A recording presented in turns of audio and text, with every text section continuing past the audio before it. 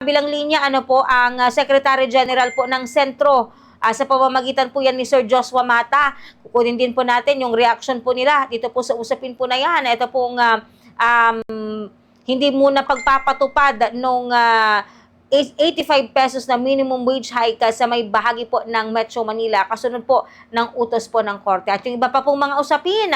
Pero una po sa lahat, binabati po muna natin ang isang mapagpala magandang araw si Sir Joshua. Layo po kayo napapanood, napapakinggan sa ating programang Bombohan na Idugugto. Ang inyong pagbate, nakasama niyo po si Bombo Justin Fantanilla Rosete. Hello, sir!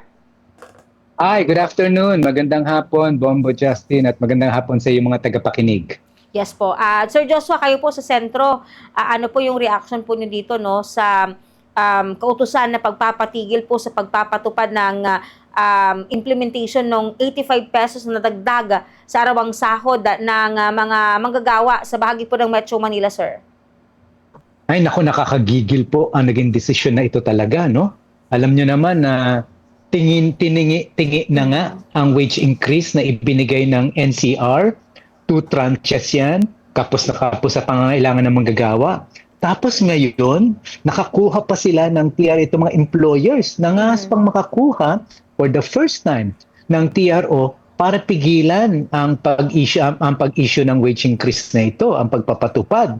Klarong-klaro na mali yan no? Klarong-klaro po na bawal yan, against the law yan, pero apparently, that did not stop two of these companies, no, ng mga employers para mag-connive dito sa korte para mapigilan ang pag-implement ng wage increase na ito. Kaya nakakagigil po.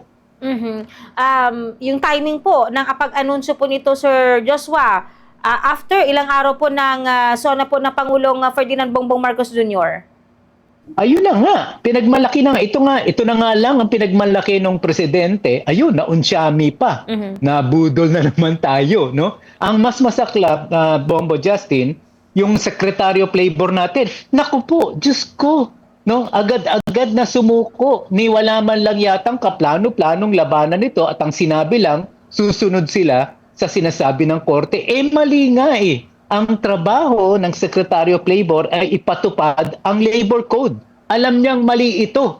Bakit ganun ang kanya naging posisyon rather than sabihin na dapat labanan ito? Kaya talagang nakakagigil tong nangyayari na ito.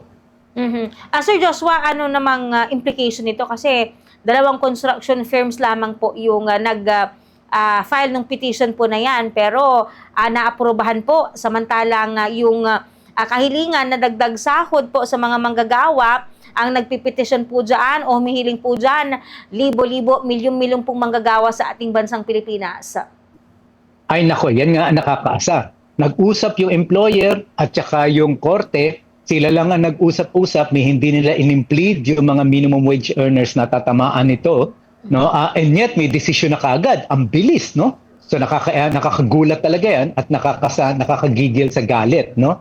Ngayon, ang malala, no, ayon sa batas, kung merong isang kumpanya, in this case dalawa, na nagsasabi na sila ay distressed at di nila kakayanin yan, meron silang recourse sa loob mismo ng batas na nagdatakda ng papaano ba natin sineset ang mga minimum wage natin, no? Regional wages natin. And yet, rather than make use of this, dinaan nila sa korte at ngayon, no, na weaponize nila yung korte para na sa ganun lahat ng mga employer ay exempted sa pagbibigay ng minimum wage na dapat nagsimula na noong July 25. So talagang maling-mali po ang desisyon na ito, no, at kaya yan ay kukwestiyonin namin, no, sa darating na Monday. So ano po yung, meron po ba kayong mga legal na hakbangin, no, na isasagawa kaugnay dito po sa desisyon po ng korte, Sir Joshua?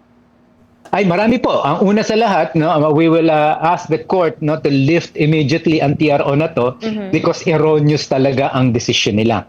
Pangalawa, we're discussing among ourselves yung possibility na paanong sampahan ng administrative case itong husga, itong judge na ito, kasi sa aming tingin, maliho talaga ang kanyang ginawa at ayon sa batas, that could be subject to summary dismissal. No? Kaya pinag-aaralan namin yan masusi. Pero pangatlo, ito yung pinaka-importante. Ngayon, napatunayan na talaga, wala talagang kasilbi-silbi ang mga regional wage boards na yan. Kaya hinahamon namin ng Kongreso ngayon. Ngayon na ang panahon para ipasa nila ang legislated wage increase. Wala na dapat silang excuse ngayon. Mhm.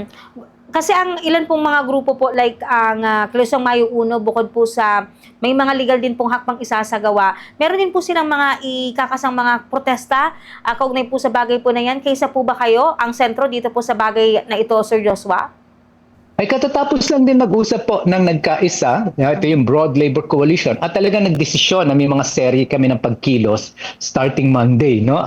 Kaya oo, no, sigurado ko magko-coordinate ang iba't ibang mga labor groups para pare-pare sabay-sabay namin babanatan itong desisyon na to. Kasi maling-mali talaga to. Mhm. Sir Joshua, ito pong si Senator Francis Kiko Pangilinan naghain ng panukalang magtataas sa income tax exemption na threshold from 250,000 sa 250,000 kada taon para madagdagan daw po yung take-home pay ng milyong-milyong manggagawang Pilipino. Ano pong stand po ninyo dito bilang nasa grupo po ng sektor po ng paggawa, sir?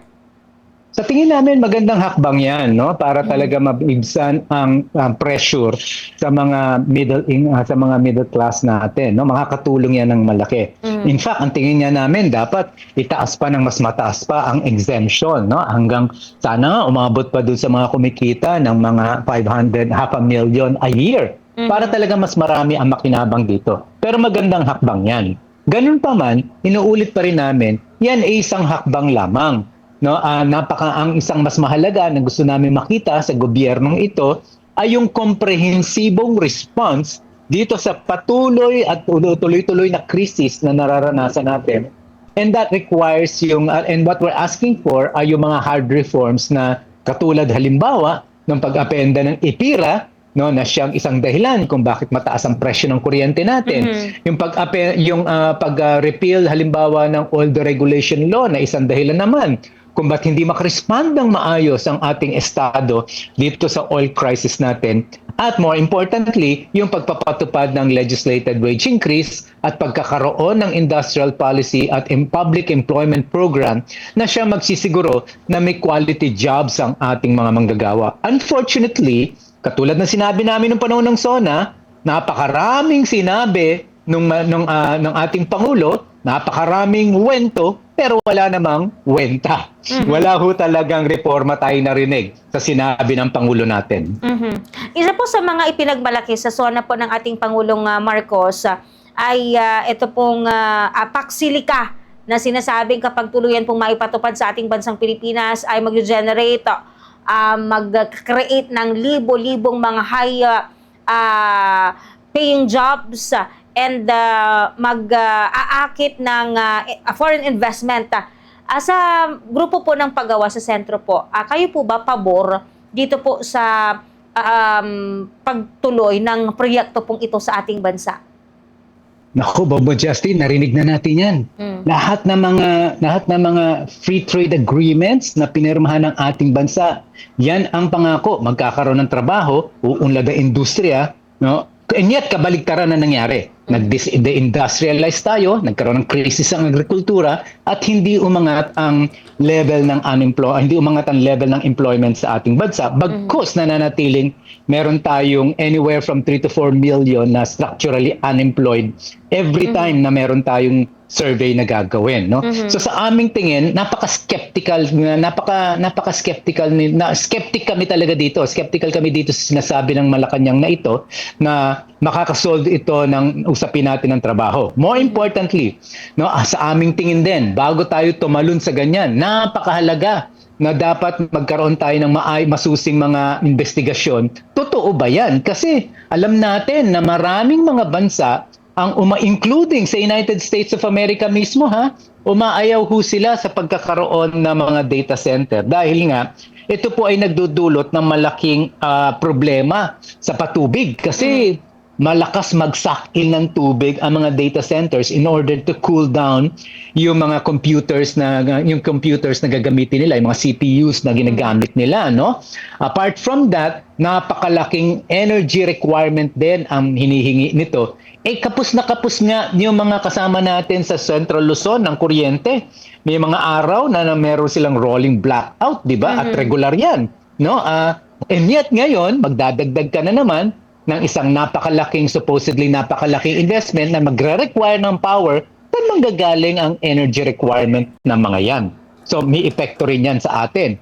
More importantly, kamusta naman yung mga lupain na gagamitin dyan? Eh di hindi na natin, gaano karami dyan ang mako-convert from agricultural land into commercial land na siya magiging dahilan naman ng pagbawas ng ating food production. Napakaraming negative na mga posibleng negative na implications nito, apart from the fact that it will tie the country sa isang geopolitical project ng US at pwede tayo makaladkad nito, no, sa mga gera na ginagawa ng US ng katulad na nakikita natin ngayon. Yung pangako po nila na magkakaroon ng technology transfer, nako, dapat po pagdudahan natin 'yan. Kasi as we speak, nag-negotiate po ang Pilipinas ng ASEAN, nakapag-negotiate na ang Pilipinas ng ASEAN Digital Economic Framework Agreement na pipirmahan nila. Tapos na yung negosasyon dyan, pipirmahan na sa November. At ngayon, nag-negotiate naman sila ng FTA o Free Trade Agreement with EU na sa parehong agreement na ito, meron silang tinatawag na Digital Trade Provision na ang sinasabi ay hindi daw pwede na mag-regulate ang Pilipinas tungkol sa digital trade. Meaning, hindi natin pwedeng diktahan ang mga dayuhan na papasok sa atin, digital companies na papasok sa atin in terms of pagpasok at paglabas ng data flows nila, in terms of technology transfer, yan po ang nakalagay doon sa mga pinirmahan natin agreement eh. So bakit po? Nagtataka ako. Paano nila ipagmamalaki na magkakaroon ng technology transfer when in fact they are now negotiating away that possibility sa mga free trade agreements na pinipirmahan natin. Again, sa aking tingin, dapat lang po mag-step in na ang Kongreso natin at imbestigahan ito dahil kaduda-duda talaga ang sinasabi ng Malacanang.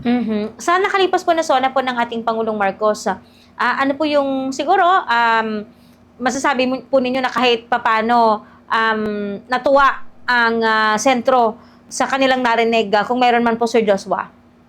Ay wala po.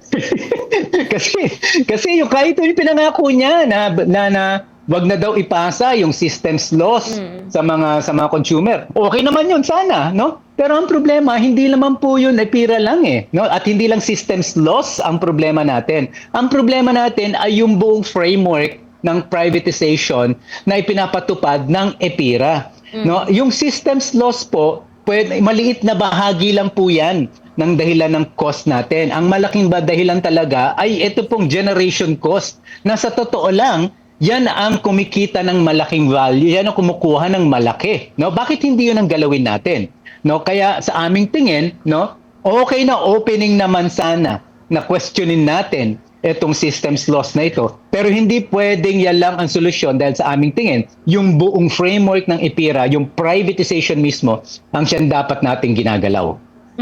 Okay po. Sir Joshua, baka meron pa po kayong mga panawagan nais pong ipaabot sa ating mga listeners on viewers at syempre even sa ating pamahalaan kung meron man po. Go ahead po, sir. Ay ako po doon sa mga manggagawa na nakikinig sa atin, no? Ako po ay nagsasabi na maganda po na wag nating tantanan ang gobyerno. Kung kayo ay nasa Facebook kayo, sulatan nyo po, sagutin nyo ang mga legislators ninyo at questionin itong ginawa at sabihin niyo sa kanila. Questionin nila ang ginawa ng korte, questionin nila ang ginawa ng attitude ng Department of Labor dito sa TRO na inisyu sa atin. Sa aking tingin, hanggat hindi po magrereklamo ang manggagawa, nako, pihado po, hindi nila asikasuhin ang problema natin. Okay po. Sir Joshua, maraming salamat. Mag-ingat po kayo and God bless po. Maraming salamat din po sa inyo at sa inyong mga tagapakinig.